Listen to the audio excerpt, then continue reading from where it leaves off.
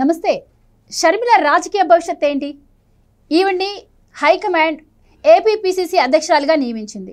ఈవిడ ఆ పదవిలో ఉంటే కాంగ్రెస్ దశ తిరుగుతుంది అని కూడా హైకమాండ్ భావించింది. కానీ మరి అలాంటి పరిస్థితి ఏది కూడా ఏపీలో కనిపించట్లేదు. ఈ నేపథ్యంలో మరి హైకమాండ్ ఎలాంటి నిర్ణయం తీసుకుంటుంది? షర్మిల రాజకీయ భవిష్యత్ ఏంటి? ఈ విషయాలు లియో ప్రేక్షకులకు వివరించేందుకు మనతో పాటు ఉన్నారు సీనియర్ జర్నలిస్ట్ సత్యమూర్తి గారు. నమస్కారం సార్. నమస్కారం అండి. సార్, షర్మిల గారు రాజకీయ రంగ ప్రవేశం అనూహ్యంగా జరిగింది. పార్టీ పెట్టడం, దాని తర్వాత పరిణామాలు ఇవన్నీ కూడా మనకి తెలుసు. ఎటగెలకు ఆవిడ కాంగ్రెస్లోకి రావడం, హైకమాండ్ ఆవిడ ఏపీపీసీ అధ్యక్షురాలుగా నియమించడం ఇవన్నీ కూడా తెలుసు. కానీ ఆ తర్వాత పెద్ద మార్పు ఏమీ ఏపీలో కనిపించట్లేదు. సో నేను అన్నట్టు ఆవిడ రాజకీయ భవిష్యత్ ఏంటి? ఆవిడ ఎలాంటి నిర్ణయాలు తీసుకుంటే మరి పార్టీలో మళ్ళీ ఆవిడ పుంజుకునే అవకాశం ఉంటుందంటారు? ఫస్ట్ వైఎస్ షర్మిల రెండు విషయాల్లో క్లారిటీ తెచ్చుకోవాలి. ఒకటేంటంటే ఆమె వాళ్ళ అన్న దగ్గర నుంచి, వాళ్ళ అన్న అంటే తెలుసు కదా, వైఎస్ జగన్మోహన్ రెడ్డి నుంచి జగన్మోహన్ రెడ్డి గుంజుకున్న ఆస్తుల్ని తెచ్చుకోవటమే ఆమె లక్ష్యమా, లేదు ఒక రాజకీయ నాయకురాల్లాగా ఎస్టాబ్లిష్ అవ్వాలా అనుకుంటున్నదా? ఈ రెండిట్లో ఒకటి క్లారిఫికేషన్ తెచ్చుకోవాలి. నేను ఆస్తుల కోసమే పోరాడతాను అని అనుకుంటే ఆ పోరాటం డిఫరెంట్గా చేయాలి. లేదు నాకు ఆస్తులు ఇంకా అక్కర్లేదు అంటే ఏం అడిగినా ఇవ్వట్లేదు కదా.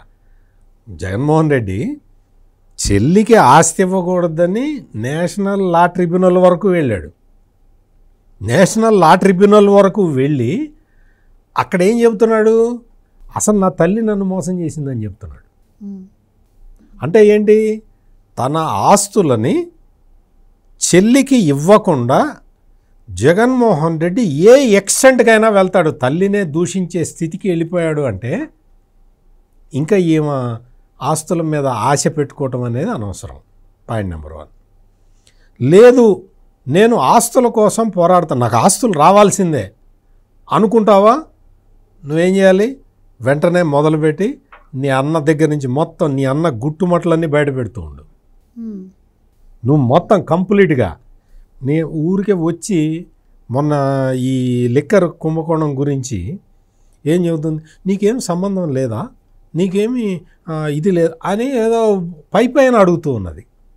ఖచ్చితంగా షర్మిలకి విజయసాయిరెడ్డి చెప్పుంటాడు, అమ్మా ఇగో మీ అన్న ఇట్ట చేశాడు, లిక్కర్ కుంభకోణం ఇట్ట చేశాడు, అంతా నాకు తెలుసమ్మా అని ఖచ్చితంగా విజయసాయిరెడ్డి షర్మిలకి చెప్పు ఉంటాడు.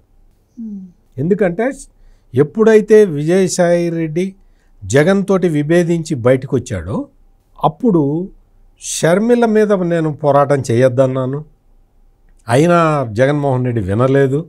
నా చేత షర్మిలకి వ్యతిరేకంగా నా మీద బలవంతం చేసి ప్రెస్ కాన్ఫరెన్స్ పెట్టించాడు జగన్మోహన్ రెడ్డి అని విజయసాయిరెడ్డి పబ్లిక్లో కన్ఫెస్ అయ్యాడు. అంటే వైఎస్ షర్మిలతోటి సాఫ్ట్ కార్నర్లోనే ఉన్నాడు విజయసాయిరెడ్డి. అందుకని ఖచ్చితంగా ఈ మద్యం కుంభకోణం గురించి ఇటువంటి విషయాలన్నీ కూడా షర్మిలకి చెప్పే ఉంటాడు. మరి ఏమొచ్చి సన్నాయి నొక్కులు ఎందుకు నొక్కటం? ఇది షర్మిల రెండు పడవల మీద కాలు పెడుతుందంటారా? ఎగ్జాక్ట్లీ, కరెక్ట్గా క్యాచ్ చేశారు. ఇక్కడ ఏంటి అంటే నేను ఆస్తుల కోసం ఫైట్ చేసుకో, ఆ ఆస్తులు కూడా నా కొడుక్కి నా కూతురికి వెళ్ళాల్సిన ఆస్తులు, మేనమామ అయ్యుండి నా పిల్లల్ని మోసం చేస్తున్నాడు ఆస్తి ఇవ్వకుండా అన్నావు కదా, ఆస్తి కోసం ఫైట్ చేసుకో. ఇంకా నీ కాంగ్రెస్ పార్టీ ఎటుపోయినా నీకేం సంబంధం లేదు. నేను ఒక రాజకీయ నాయకురాల్లాగా ఎస్టాబ్లిష్ అవ్వాలి అన్న డెసిషన్ తీసుకో. నువ్వు ఆస్తుల్ని దీనికి లింకు పెట్టి చెప్పమాక. ఎక్కడ నువ్వు పోరాటం చేయాల్సింది, నువ్వు ఇప్పుడు పోరాటం చేయాల్సింది జగన్మోహన్ రెడ్డి మీద. అంటే నేను షర్మిల రాజకీయ నాయకురాల్లాగా ఎదగాలంటే ఏం చేయాలో చెప్తున్నాను. సార్, మీరు చెప్పిన దాన్ని బట్టి నాకు ఒక క్వశ్చన్ రైజ్ అవుతుంది. అంటే ఇప్పుడు ఆవిడ పూర్తిగా తెర ముందుకు రావాలని చెప్పి మీరు అభిప్రాయపడుతున్నారు. ఏదో ఒక డెసిషన్ తీసుకొని ఆవిడ ముందుకు వెళ్ళాలి, అప్పుడే పార్టీలో ఎదుగుతుంది అని చెప్తారు. ఎదుగుతుంది ఎందుకు అంటే కారణం చెప్పాలి కదా. ఊరికే స్టేట్మెంట్ ఇచ్చి ఊరుకోకూడదు కదా, కారణం చెప్పాలి. ఎందుకు అంటే కాంగ్రెస్ ఓటు బ్యాంక్ అంతా జగన్మోహన్ రెడ్డి దగ్గర ఉన్నది. అందుకని నువ్వు ఒకసారి వచ్చి ఆస్తుల గురించి మాట్లాడి ఇంకొకసారి వచ్చి జగన్మోహన్ రెడ్డికి దెబ్బ తగలకుండా దెబ్బ కొట్టి, ఇంకొకసారి వచ్చి ప్రజల సమస్యలు ఇవి అని చెప్పి ఒక నాటకం ఏదో ఆడి, ఇంకొకసారి వచ్చి కాంగ్రెస్ పార్టీ లేదు నరేంద్ర మోడీ మీద పోరాడుతున్నది అదే చెప్పి, లేదు ఇంకొకసారి వచ్చి చంద్రబాబు కూడా ఇంతే అని చెప్పి కన్ఫ్యూజ్ కామాక. ముందు నువ్వు కన్ఫ్యూజ్ కావద్దు, క్లారిటీ ఉండాలి. నీ ఓటు బ్యాంక్ ఎక్కడుంది? జగన్మోహన్ రెడ్డి కొట్టుకుపోయాడు. కాంగ్రెస్ ఓటు బ్యాంక్ అంతా జగన్మోహన్ రెడ్డి కొట్టుకుపోయాడు. ఇప్పుడు నువ్వు జగన్మోహన్ రెడ్డి మీద పోరాటం చేస్తే తప్ప నీ ఓటు బ్యాంకు నీకు రాదు. కాంగ్రెస్ ఓటు బ్యాంకు కాంగ్రెస్కి రావాలి అంటే ఏం చేయాలి?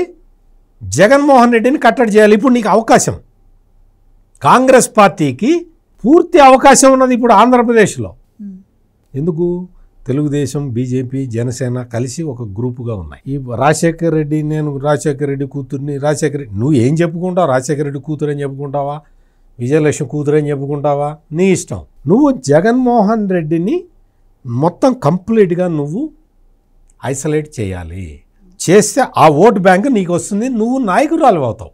కాంగ్రెస్ పార్టీకి మొన్న కనీసం అంటే ఒక పెద్ద స్ట్రాటజీ వేసి నువ్వు పులివెందుల్లో ఎమ్మెల్యేగా పోటీ చేయాలి.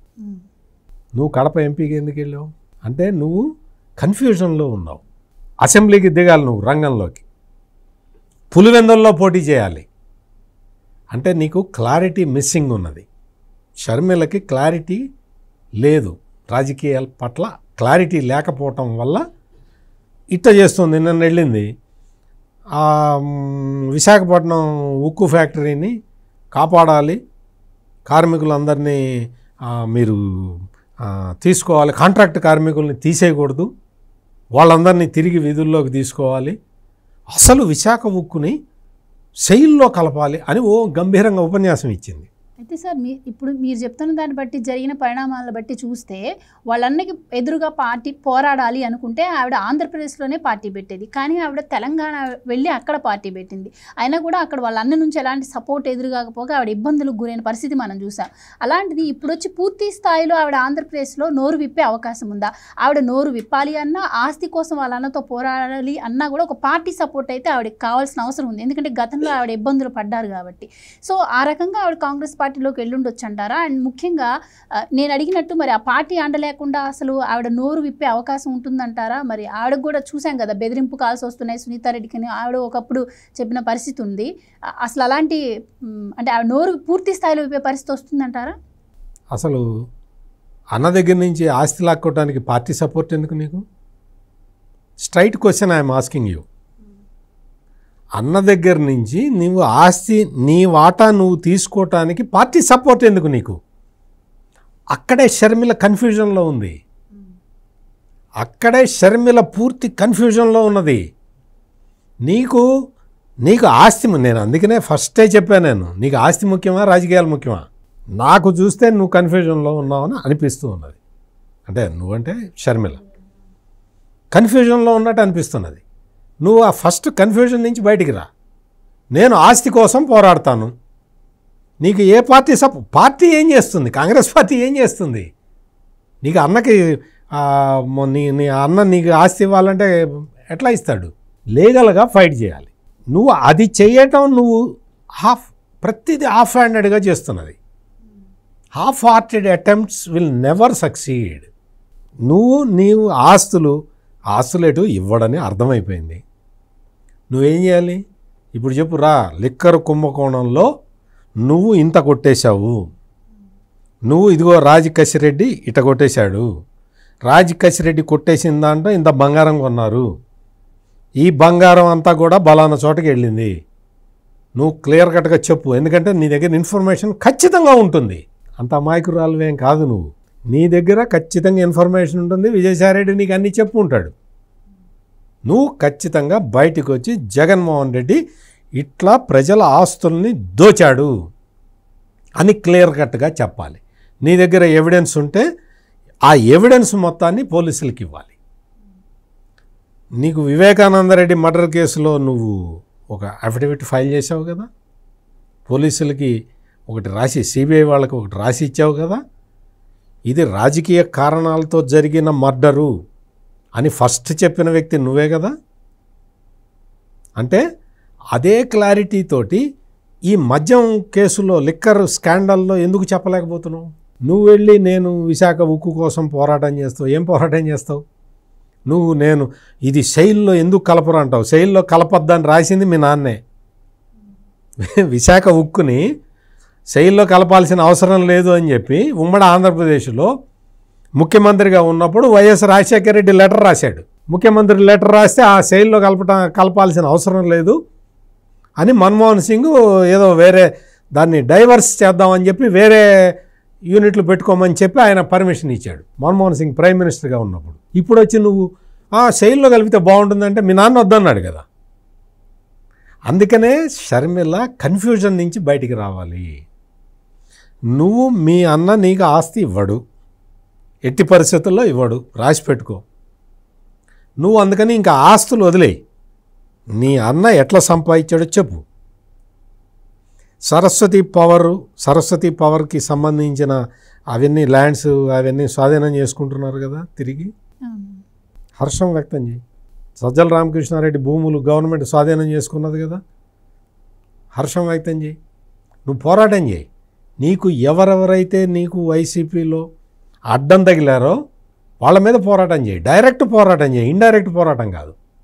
అవి చేయగలిగితే నువ్వు కాంగ్రెస్ పార్టీకి ఉపయోగపడతావు, కాంగ్రెస్ పార్టీ నీకు ఉపయోగపడుతుంది. నువ్వు ఇట్లాగే టైంపాస్ చేస్తే ఎంతకాలం ఉంచుతారు? పిసిసి అధ్యక్షురాలిగా నువ్వు రిజల్ట్ చూపించట్లేదు, నువ్వు ఎక్కడా పోరాటాలు చేయట్లేదు, నువ్వు ఎక్కడా పబ్లిక్లోకి వెళ్ళట్లేదు. ఏం చేస్తుంది కాంగ్రెస్ పార్టీ? అప్పుడేమవుతుంది? నీకు కాంగ్రెస్ పార్టీ పోతుంది, అన్న దగ్గర నుంచి ఆస్తి పోతుంది, నీకు అన్నీ పోతాయి. ఆలోచించుకో షర్మిల, నువ్వు ఇప్పుడు క్రాస్ రోడ్లో ఉన్నావు. నువ్వు క్లియర్ కట్ డైరెక్షన్ తీసుకొని నీకు మీ అన్న గురించి అన్నీ తెలుస్తాయి. ఖచ్చితంగా నీకు అన్ని విషయాల్లో నీకు నాలెడ్జ్ ఉంది. బయటకు వచ్చి చెప్పు, ఇది అని చెప్పు. నువ్వు నీ అన్న ఏ విధంగా ప్రజలని మోసం చేశాడో నువ్వు డైరెక్ట్గా చెప్పు. వివేకానందరెడ్డి హత్య కేసులో చెప్పావు కదా ఎలక్షన్లకు ముందర. ఇప్పుడు మద్యం కుంభకోణంలో కూడా అట్లాగే చెప్పు.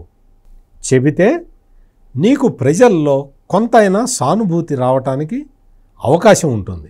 అప్పుడే రాజకీయంగాను ఆవిడకి జరిగిన అన్యాయానికి కూడా ఎగ్జాక్ట్లీ. అంతేగాని గట్టిగా తిడితే అన్న ఆస్తి ఇవ్వడేమో అని ఒకవైపు, తిట్టకపోతే అసలు ఇవ్వడేమో అని ఒకవైపు, మనం మోడీని విమర్శించకపోతే కాంగ్రెస్ ఉంచదేమో అని ఒకవైపు, చంద్రబాబు నాయుడిని తిట్టకపోతే వాళ్ళ అన్న ఆల్రెడీ అన్నాడు కదా పసుపు చీర కట్టుకొని చంద్రబాబు దగ్గరికి వెళ్ళిందని, మరి అది నిజం ప్రజలు అనుకుంటారేమో అని ఇంకొక వైపు. ఇట్లా రకరకాలుగా ఆలోచిస్తే నువ్వేం చేయలేవు. ఒక పోరాటం లైన్ తీసుకో. ఆ లైన్ ఏంటి? నీ ఓట్లన్నీ జగన్మోహన్ రెడ్డి కొట్టేశాడు. జగన్మోహన్ రెడ్డి దగ్గర నుంచి మళ్ళీ నీ ఓట్లు నువ్వు తెచ్చుకోవడానికి ప్రయత్నం చేయి. ఈ సింగిల్ డైరెక్షన్లో వెళ్ళు, సక్సెస్ అవుతావు. థ్యాంక్ యూ సో మచ్ అండి. నమస్కారం. Please subscribe to Leo news for more videos.